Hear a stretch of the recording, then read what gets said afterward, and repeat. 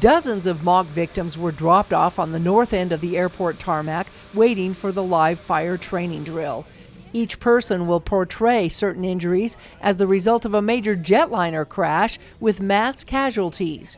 In order to remain certified, the Federal Aviation Administration, or FAA, requires commercial airports to undergo such training in case it really does happen. Every 3 years we have to do a live fire training drill, which involves everybody involved with the county, which involves airport fire rescue, city fire, the sheriff department, the police department, security here on the airport, as well as the ambulance service, Gold Cross, which serves our city, and other cities outside are also involved with it. Engine 23 and engine 28 are all en route. Can we have an ops channel for fire ops?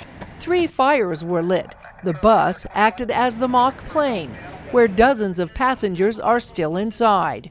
Our main objective here as the airport and the city of St. George is to keep people safe. And once we respond, we always knock the fire down first, and then we go in and we pull the people out of the aircraft or do whatever we have to do to save lives. The perimeter of the accident was immediately secured as first responders began to show up on scene. We, as the media, were also stopped and checked at the perimeter of the mock incident. All right, I'm going to need you to stand back over there. I can't have you over on the ICS area, okay? Okay. Because aircraft fuel burns extremely hot, the airport's crash fire rescue vehicle is able to drive right up to the simulated burning plane, dousing it with both water and foam. So our unit is able to go through and put the fire out as we move in, and we put a foam layer, which is a barrier between the fuel and the people that are working. And like I say, our main objective is to put the fire out and then rescue the people that's in the aircraft.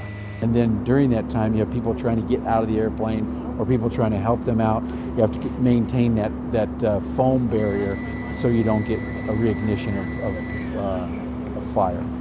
The initial incident command was the airport fire rescue, but after the St. George Fire Department arrived, they took over the incident scene.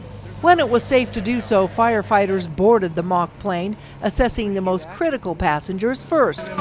So we've got our next one is going to be right here at the midpoint of the door. So that's our next rescue. And removing them one at a time. There were at least 2 who didn't make it. According to the FAA, anything consisting over 3 people is considered mass casualty. After being checked out by first responders, the walking wounded were loaded up on a Suntran bus and taken back to St. George. The other victims were removed from the danger of the plane and hauled off one by one to a safer designated location.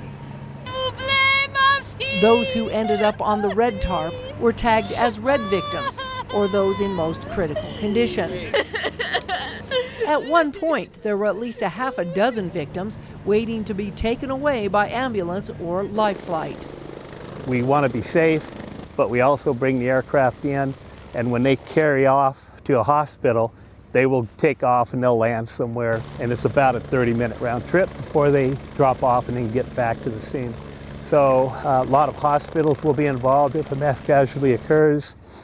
We have our Dixie here in St. George region. We have another hospital in Cedar City and another one down in Mesquite that we can possibly use. And then sometimes they'll go clear to Vegas, sometimes they'll go clear to Salt Lake. Let's get her on the gurney, get her in line to get on the ship. At least a half a dozen ambulances and 3 helicopters were used to evacuate the passengers. We can involve life flight, we involve the hospitals, the ambulance systems, all the other groups that will actually get involved in a mass casualty incident like this. And it worked really good today. I had a right fracture to where my bone was sticking out of my leg, and I was bleeding profusely and my breathing was erratical. And they red carded me, so I had to get out of there immediately. While Casey took his trip aboard an ambulance, another student was transported by air. Airway stable, breathing stable. We'll start an IV en route. Okay. And start fluid and consider some TXA. Ready? Control, medical command, can we get... I had an stomach bleeding to where I was about to die. And so I was one of the ones first out of the incident, and I was life flighted. You're a lucky girl. It was really fun. It was different to not be sitting up and but being strapped down instead. But overall, it was a really good experience. It takes coordination, cooperation, and communications to keep the emergency responders on the same page in their rescue efforts. Communication's usually, in a big situation like this, is usually the weakest point. So that's another reason why we do this, so that we can see where the weaknesses are. A hot wash, discussing the results afterwards, gave the responders a better idea on what they may need to improve on in the future. And thanks to the support of everyone involved, both near and far, the exercise was deemed a success. We hope that we practice, but never ever have to do a real scenario. Nobody ever wants to see it, but we are trained if it does occur. From the St. George Regional Airport, Melissa Anderson, Community Education News.